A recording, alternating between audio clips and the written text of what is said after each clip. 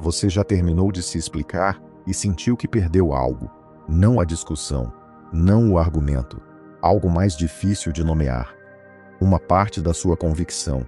Uma fatia da imagem que tinha de si mesma. Você falou. E você ficou ali com a sensação de que quanto mais disse, menos foi ouvida.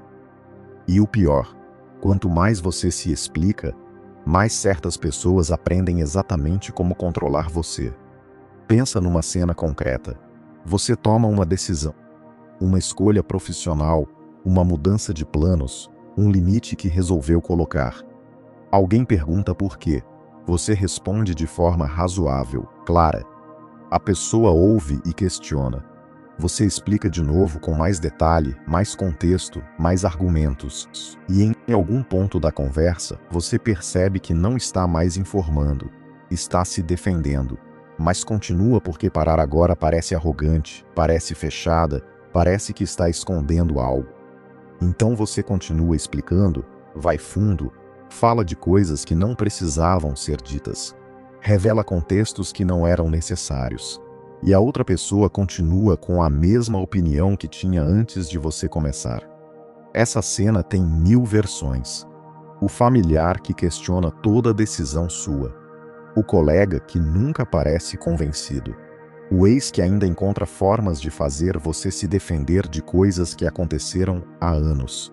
O conhecido que opina sobre escolhas que não dizem respeito a ele. E em cada uma dessas versões, você sai da conversa tendo entregado mais do que deveria, mais do que a situação exigia, mais do que a pessoa merecia receber. O roteiro muda. A estrutura é sempre a mesma. Você sente o impulso, cede ao impulso, termina menor. O impulso de se justificar não é fraqueza de caráter. É uma resposta biológica antiga. Existe uma estrutura no centro do seu cérebro chamada amígdala. Pensa nela como um sensor de fumaça instalado no centro de um edifício. O trabalho dela é simples: detectar ameaça e disparar resposta imediata. Rápido, automático, sem filtro. E aqui está o ponto que muda tudo. Para a amígdala, julgamento social é tratado como ameaça de sobrevivência. Não metaforicamente, fisiologicamente.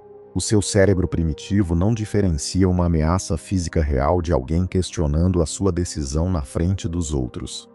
Ambos ativam o mesmo alarme. Por centenas de milhares de anos, ser excluído do grupo social significava morte. Sem o grupo, o ser humano não sobrevivia. Sem proteção coletiva, sem alimento compartilhado, sem abrigo. O cérebro desenvolveu uma resposta automática à ameaça de exclusão. Justifique, explique, prove que você pertence, prove que você é razoável, prove que não merece ser isolada. Esse mecanismo está atualizado e funcionando dentro de você agora. E quando ele dispara, a segunda peça entra em ação. Me conta aqui nos comentários em que situações das últimas 2 semanas você se justificou para alguém que não tinha papel real na sua decisão, uma frase, uma situação. Eu leio cada comentário.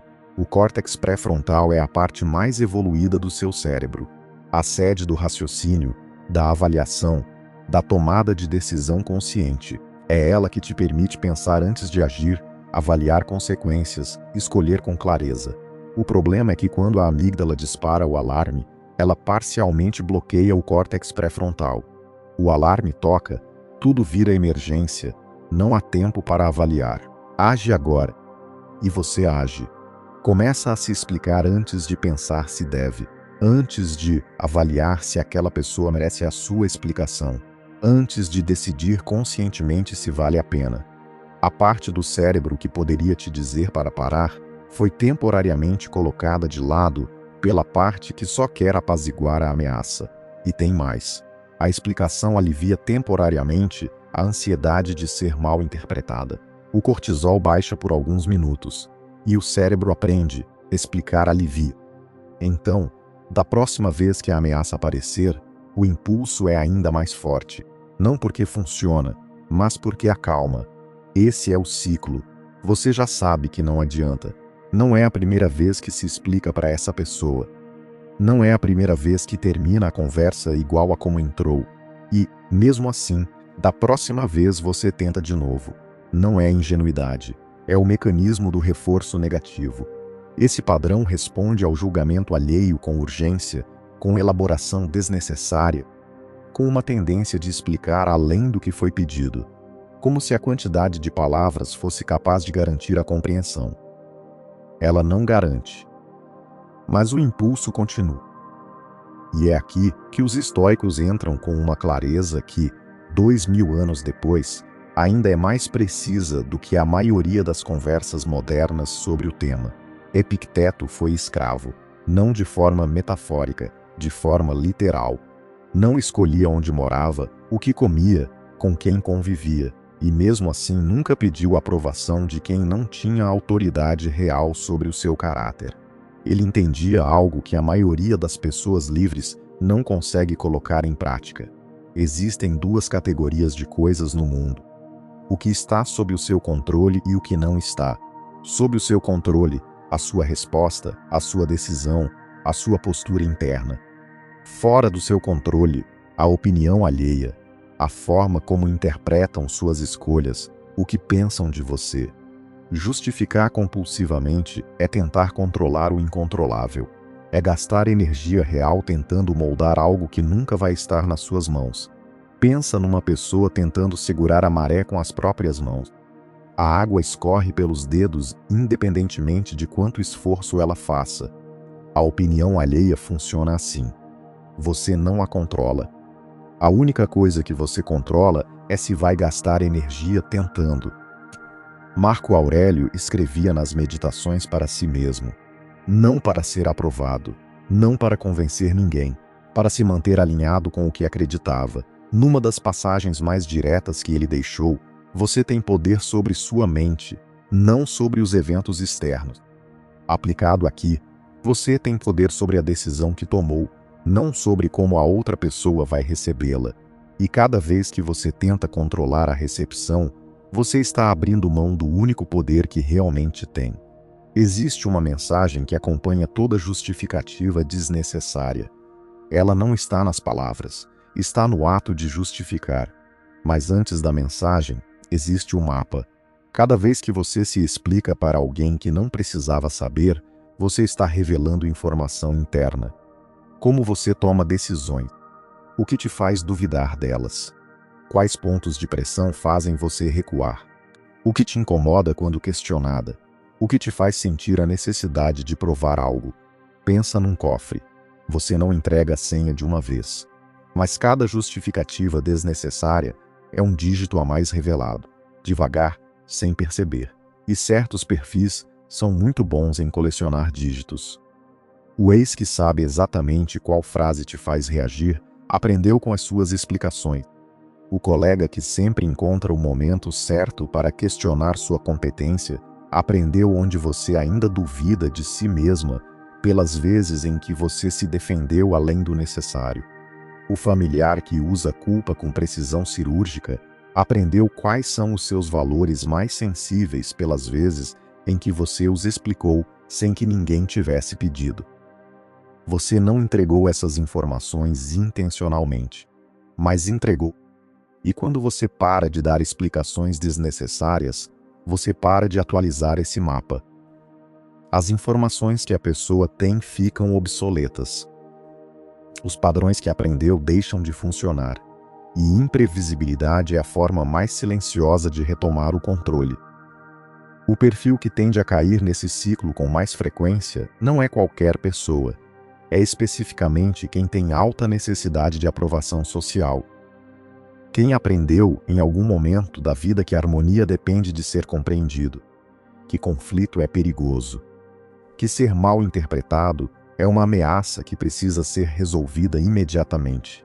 E essa aprendizagem, feita frequentemente na infância, se instalou tão fundo no sistema nervoso que opera como instinto, não como decisão, como reação. A justificativa que veio parecendo razoável e calculada foi uma reação emocional com roupagem de argumento.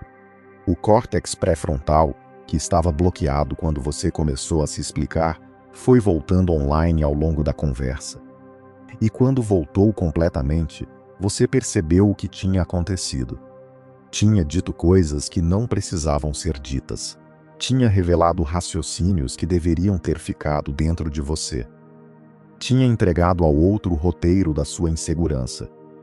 A confusão entre informar e se defender tem uma nuance que é importante nomear. Quando você está informando, a emoção por baixo é neutra ou positiva.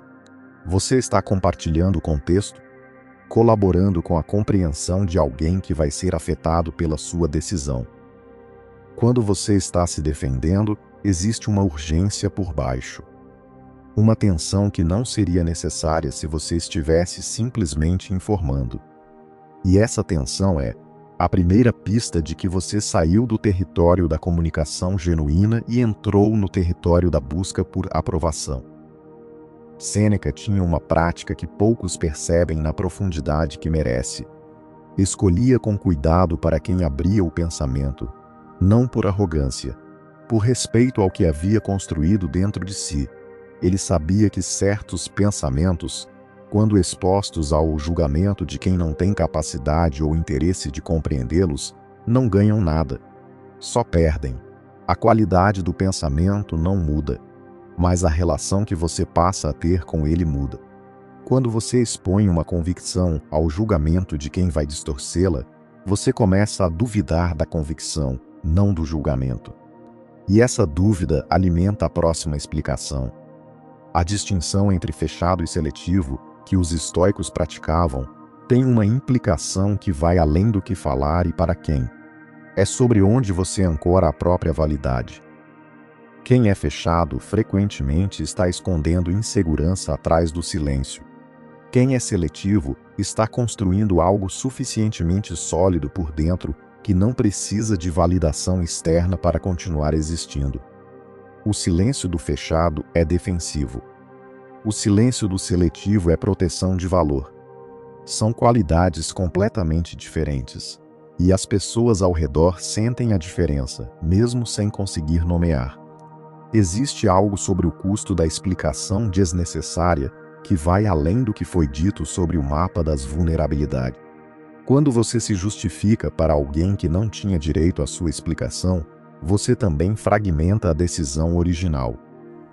A decisão que você tomou com convicção começa a ser adaptada, qualificada, suavizada para ser mais palatável para quem está ouvindo. E essa adaptação, feita no calor da conversa, pode criar dúvida retroativa. Você começa a se perguntar se a decisão original ainda era boa, não porque novas informações chegaram, mas porque o processo de justificação a expôs ao olhar de alguém que não estava do seu lado. O que a neurociência documenta sobre o sequestro emocional que a amígdala produz tem uma implicação prática específica para esse padrão. Você não vai conseguir eliminar o impulso de se justificar pela força de vontade sozinha no momento em que ele aparece. Porque no momento em que aparece, o córtex pré-frontal, a parte responsável pelo autocontrole, está parcialmente bloqueado. A mudança tem que acontecer antes do momento. Na prática, isso significa que o protocolo dos 5 segundos de pausa e a pergunta sobre se a pessoa tem papel real na sua decisão precisam ser praticados antes que o impulso apareça. Repetidos tantas vezes que se tornem automáticos, para que quando o alarme disparar, a resposta já esteja pronta. E existe algo sobre o que acontece com a outra pessoa quando você para de se explicar que raramente é dito. No início, há uma escalada. Quem estava acostumado a receber suas explicações vai perceber que o padrão mudou. Pode questionar mais. Pode insistir. Pode usar outras formas de provocar a resposta que está esperando. E a tentação de voltar ao padrão vai ser forte exatamente nesse momento. Porque a escalada parece confirmar que você precisa explicar. Mas o que ela confirma é o oposto. É a confirmação de que o padrão que você estava dando tinha valor para aquela pessoa. E quando você para, ela tenta recuperar sua consistência é o que determina o resultado. Existe algo sobre o momento específico em que você termina de se explicar e fica com aquela sensação de que saiu menor do que entrou que é importante nomear com precisão. O que saiu menor não foi você. Foi a imagem que você tinha de si mesma naquele contexto específico. Porque ao longo da explicação, você se foi posicionando cada vez mais em relação ao julgamento da outra pessoa. O que ela acha, o que ela vai concluir, se vai ser convencida. E quando você se posiciona em relação ao julgamento de alguém, você implicitamente coloca o julgamento dela como referência. E qualquer referência que está fora de você vai fazer você parecer menor por baixo dela. A pesquisa de psicologia social sobre comunicação não verbal de status mostra algo que é especialmente relevante aqui. A quantidade de explicação que alguém dá quando questionado é um dos sinais mais lidos pelo sistema nervoso do outro para avaliar onde está o poder na interação. Pouca explicação, ou nenhuma explicação para perguntas que não merecem, comunica segurança e autonomia. Explicação elaborada comunica que o questionamento tem poder suficiente para mobilizar a resposta. Não é arrogância parar de se explicar. É comunicação honesta sobre onde você colocou o poder. Epicteto não era seletivo com os seus pensamentos porque havia desistido de se relacionar com o mundo. Era seletivo porque havia entendido o mecanismo de como o julgamento alheio opera sobre quem ainda precisa dele. E havia trabalhado para construir algo suficientemente sólido por dentro que não precisasse mais do julgamento para se sustentar. Esse trabalho não foi de uma vez, foi uma prática contínua. Uma escolha diária de não gastar energia tentando moldar percepções que nunca estariam nas suas mãos. A distinção que o roteiro faz entre a virada comportamental e a virada identitária tem uma implicação prática que é importante para quem está começando o processo. No início vai parecer artificial. Você vai usar as 3 frases e vai sentir o impulso de continuar explicando por baixo. Vai parar a conversa, mas vai ficar ruminando o que poderia ter dito a mais. Isso é esperado. É o sinal de que você está no nível comportamental, resistindo ao impulso, mas o impulso ainda existe com força total. Com o tempo e a repetição, algo vai mudando. O impulso vai aparecendo menos frequentemente, com menos intensidade. Até que um dia ele simplesmente não aparece diante de certos tipos de questionamento. E você percebe que algo mudou de verdade.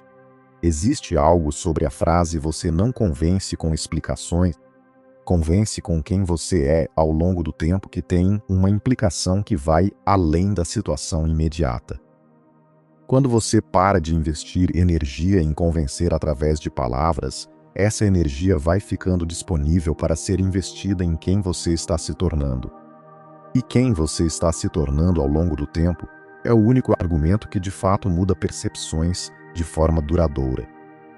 As explicações que você deu nas últimas conversas difíceis não mudaram a visão de ninguém sobre você de forma permanente. Mas quem você demonstrou ser nos últimos anos, sim. Existe algo sobre o impulso de se justificar que não foi dito ainda e que é especialmente relevante para situações em que alguém que você respeita genuinamente questiona uma decisão sua. O mecanismo da amígdala não diferencia entre quem merece uma explicação e quem não merece. Ele dispara para ambos. Por isso, a habilidade de avaliar a pergunta interna "essa pessoa tem papel real na minha vida?" precisa ser praticada também nas situações em que a ameaça é menor. Porque nas situações em que a ameaça é maior, o córtex pré-frontal vai estar mais bloqueado e a avaliação vai ser mais difícil. A prática em situações de baixo risco é o que prepara para as situações de alto risco. A imagem da escultura sendo talhada que o roteiro usa tem uma precisão específica. Cada escolha de não se justificar parece insignificante sozinha, mas a forma emerge do acúmulo de golpes. A savana e a forma que emerge não é apenas comportamental, é perceptual. Você começa a perceber o mundo de forma diferente. Os questionamentos que antes ativavam o alarme começam a aparecer como informação neutra sobre o estado interno de quem está questionando, não como ameaças que precisam de resposta. E essa mudança de percepção é o sinal de que o processo chegou ao nível identitário. E existe algo que vale guardar como ponto de chegada do que foi compartilhado aqui. Você não está aprendendo a ser mais fechada, mais fria, mais distante. Você está aprendendo a ser mais honesta sobre onde coloca o poder de validar as suas próprias decisões. E quando esse poder volta para dentro, para onde sempre deveria ter estado, a qualidade de todas as suas interações muda. Não porque você passou a interagir menos, porque passou a interagir a partir de um lugar diferente. O ciclo de justificação compulsiva não termina porque você decide parar. Termina porque você construiu algo suficientemente sólido por dentro que o impulso de buscar confirmação fora foi perdendo a urgência. Esse processo não é linear, não é de uma vez. É o resultado de escolhas repetidas de não ceder ao impulso quando ele aparece, combinado com prática diária de retorno ao que você acredita, independente do que o ambiente ao redor diz sobre isso. E é um processo que começa com a próxima conversa, em que você sentir o impulso e fizer a pausa de 5 segundos antes de responder. Você não deve explicação ao tribunal da opinião alheia, não deve paz mental a quem nunca foi responsável pelas consequências das suas decisões. E o dia em que você consegue sustentar uma decisão sem precisar que ninguém a valide, você parou de pedir permissão para existir da forma que escolheu.